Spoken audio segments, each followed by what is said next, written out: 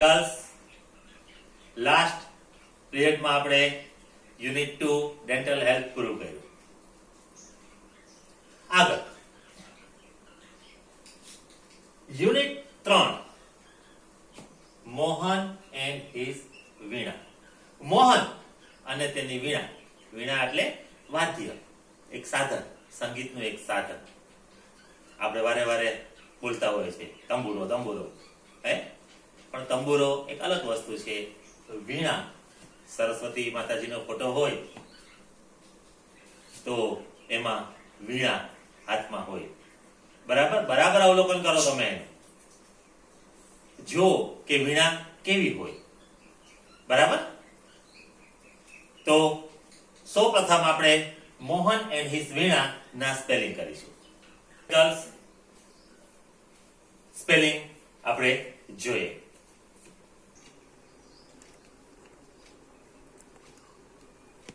Musician संगीतकार. To train train तालीम आपवी. Vocal music मोढे गवातुं संगीत, मतलब जे गावानुं छे एने वोकल कहेवाय. टू एंटर प्रवेश करवो. एक्सपेरिमेंट प्रयोग. इंस्ट्रुमेंट वाद्य क्लासिकल शास्त्रीय. टू प्रेक्टिस अभ्यास करवो.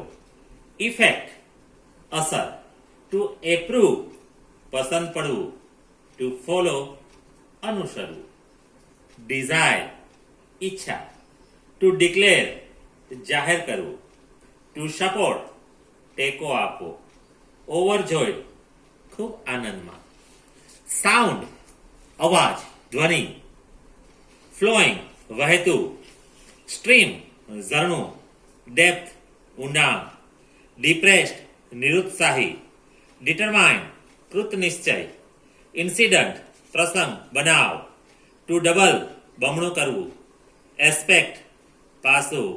टू इनकॉर्पोरेट માં મેળવી એક કરી દેવું, મતલબ ભેળવી દેવું. સ્પેશિયાલિટી વિશેષતા. ટેકનિક કલાત્મક વસ્તુઓ નિર્માણ કરવાની રીત, ટેકનિક જેને કહે, કૌશલ્ય કહેવાય આમ તો. ટુ ઇન્વેન્ટ નિર્માણ કરવું. ફેરફાર કરવો. વેસ્ટર્ન પશ્ચિમનું.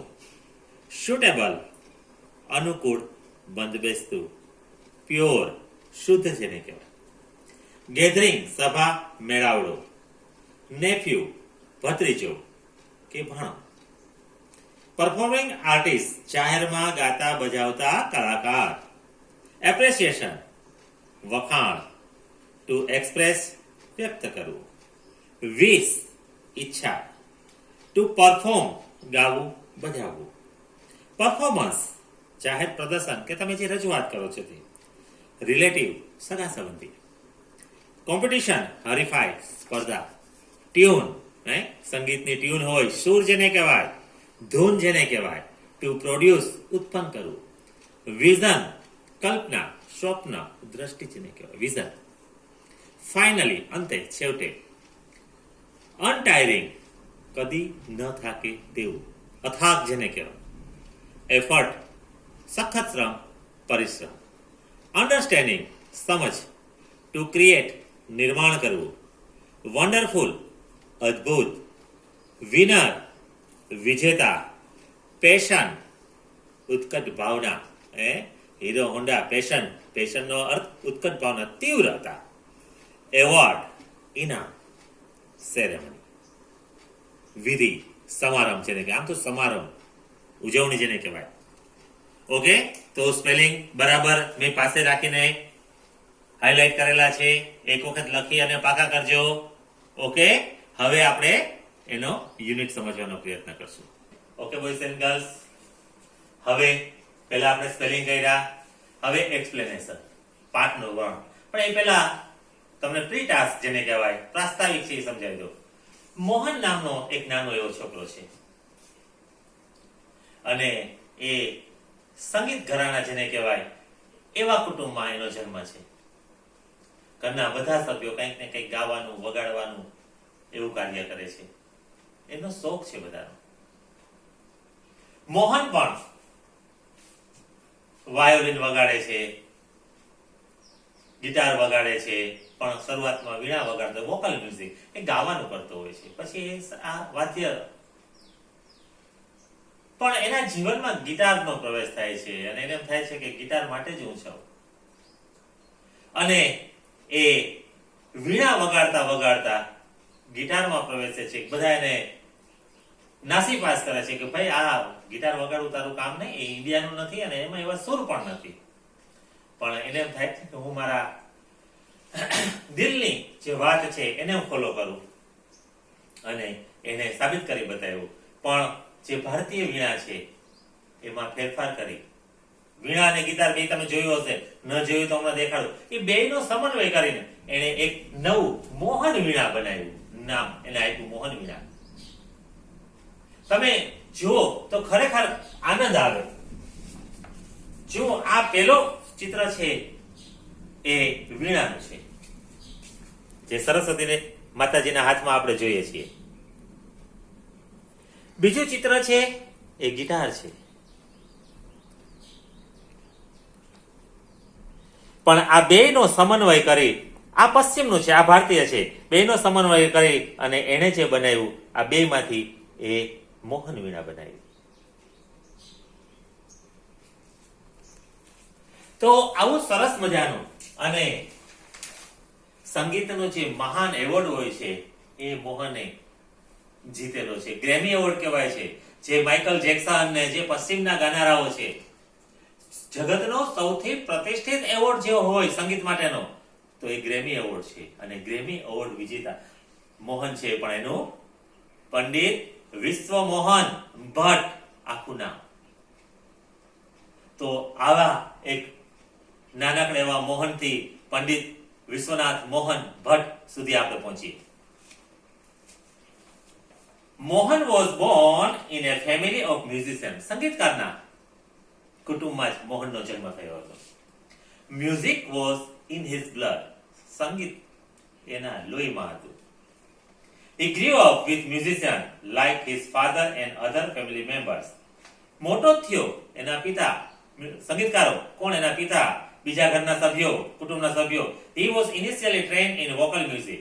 મોઢા દ્વારા ગવાતા સંગીત દ્વારા એને શીખવાડવાની શરૂઆત કરી. And then he tried his hand at the violin. પછી એને વાયોલિન વગાડવાનું શરૂ કર્યું. When he was about 10, જ્યારે 10 વર્ષનો હતો, he started liking sitar. તો પછી એને સિતાર ગમવા લાગી. He was also trained in it. એમાં પણ એને તાલીમ લીધી and played for about 3 years. Sitar એને 3 વર્ષ વગાડી. હવે શું થાય છે?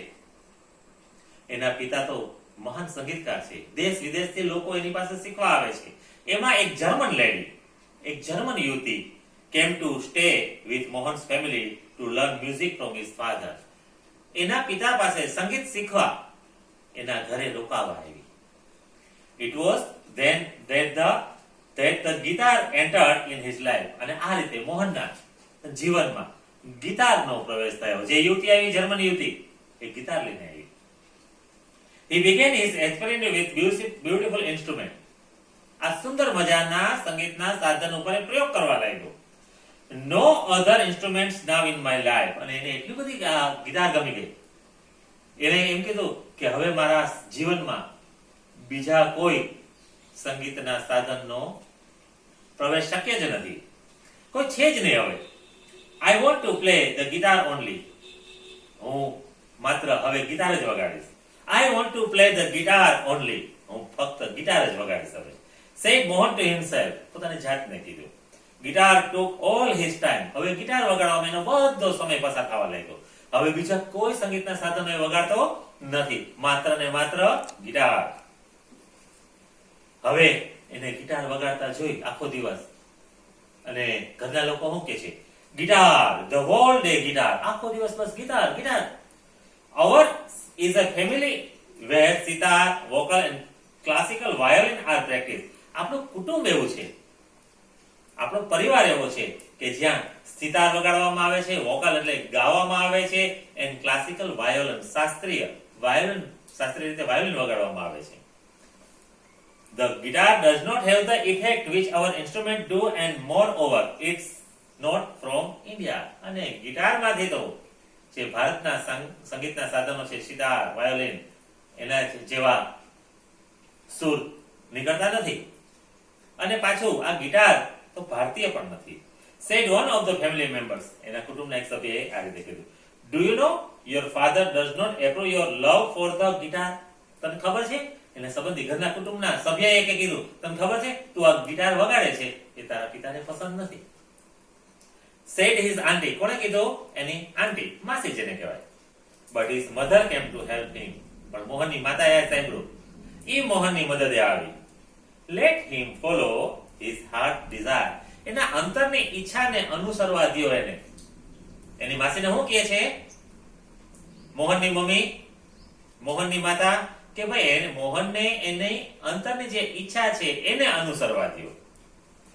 she declared, એને જાહેર કર્યું કે ભાઈ એને મન પડે કરવા દે, એને જે વગાડવું એ વગાડવા દો, આપણે એના ઉપર ફોર્સ ન કરો. અને સાચી વાત છે, બાળક પોતે ગ્રો અપ થતું હોય, ઘણી વખત માતા પિતા કે અન્ય સગા સંબંધી એના ઉપર ખોટું પ્રેશર નાખતા હોય છે. બાળકની અંતરની ઈચ્છા કંઈક જુદી હોય છે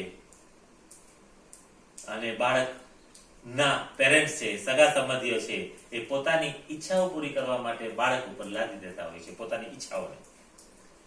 then his father started supporting him, જે એના કુટુંબના સભ્યએ કીધું કે તારા પિતાને પણ તું ગિટાર વગાડે છે નથી ગમતું, પણ એની મમ્મીએ કીધું ભાઈ એને જે એના અંતરની ઈચ્છા છે પૂરી કરવા દો, એટલે જે વગાડવાની ઈચ્છા છે કરવા દો.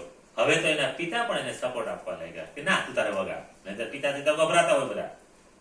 he was overjoyed and decided to modify this western instrument. ખૂબ આનંદમાં આવી ગયો, પિતાનો સપોર્ટ મળી ગયો મોહનને, જેને એને વધારે બીક હતી એને જ એને એડમાયર કર્યા. હવે એને નક્કી કર્યું કે આ ગિટારને મારે મોડિફાઈંગ કરવું છે, એમાં કંઈક નવું કરવું છે, એમાં કંઈક નવા જોડવા છે. he tried to make it suitable for playing pure Indian classic music. એણે એવો પ્રયત્ન શરૂ કર્યા કે ગિટારમાંથી શુદ્ધ શાસ્ત્રીય સંગીતના સુરો રેલાય. he spent 2 more years with guitar only. અને ગિટાર વગાડવામાં એણે વધુ 2 વર્ષ પસાર કર્યા. ગિટાર જ વગાડ્યો, 2 વર્ષ સુધી ગિટારની પ્રેક્ટિસ એણે કરી. તો ઓકે બોયઝ એન્ડ ગર્લ્સ, આ યુનિટને આપણે અહીં સુધી રાખશું, બરાબર? નેક્સ્ટ પીરિયડમાં આપણે આગળ લેશું. ઓકે, સ્પેલિંગ ખાસ પાકા કરવાના છે, ભૂલાય નહીં હો. હોમવર્કમાં લખી લ્યો. હોમવર્ક આજનું તમારું જે મેં સ્પેલિંગ બોર્ડ ઉપર કરાવ્યા છે એ એક વખત લખી અને મોઢે પાકા કરવાના છે. થોડા દિવસો પછી તો WhatsApp થી તમારે મને હોમવર્ક પણ મોકલવાનું છે, જે હું ચેક કરીને તમને રિટર્ન કરીશ. ઓકે, તો પ્રેક્ટિસ આજથી શરૂ કરી દો. આજે કરાવેલા સ્પેલિંગ એક વખત લખી અને મોઢે પાકા કરી લ્યો. Okay, have a good day.